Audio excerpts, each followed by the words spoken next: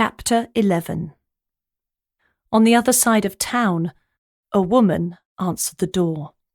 She was expecting a package from Amazon delivered that day. Some new reading books to give her something to do. It was a luxury she could ill afford, but the credit card was a few euros under the limit, and it was better than going mad inside the four walls of her home. She'd not worked since the last summer, and the days grew boring, one merging into the next.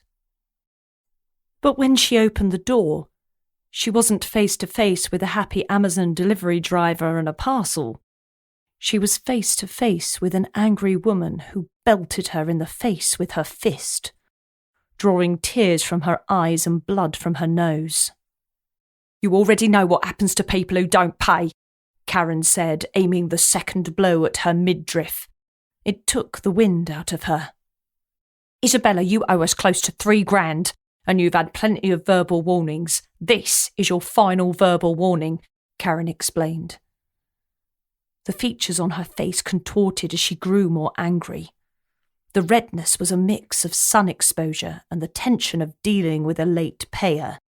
It was business to Karen up to a point. She was happy to lend to those who couldn't get cash from the bank, and she was happy to charge extortionate interest rates. After all, who was going to stop her? What would they do? Report it to the police? But when they didn't pay, it felt like a personal slight, and that made Karen angry. "Verbal?" Isabella asked. "It just so happens that the last verbal warning is also the first physical warning," Karen explained with a kick to the shins. Somehow that hurt more than the blows to the face and midriff. Isabella was still catching her breath, but had enough breath to cry out in pain. "I'll have your money soon," Isabella responded. "You have 1 week today until the next warning. You don't have the money for expensive dental work, so don't put yourself in a position where you're going to need it." Karen spoke before walking back down the path and away from Isabella's property. Karen smiled to herself as the redness ebbed away from her face.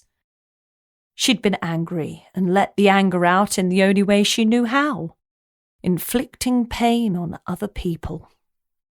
Isabella walked back into her home. "Who was that, Mama?" her daughter asked. "Nobody, baby. It was for the wrong house," Isabella responded, covering her bloody nose with her hand while trying to regain her breath. She didn't want her daughter to know what was going on. "Go back to your colouring in. I'm just going to get washed," Isabella explained. Her daughter went back to the front room. The mother went upstairs and collapsed onto the bathroom floor. She wept there for 20 minutes before picking herself up and trying to regain her composure.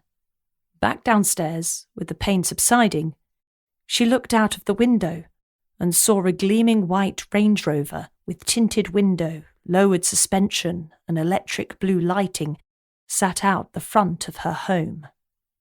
Isabella tried to get on with her day.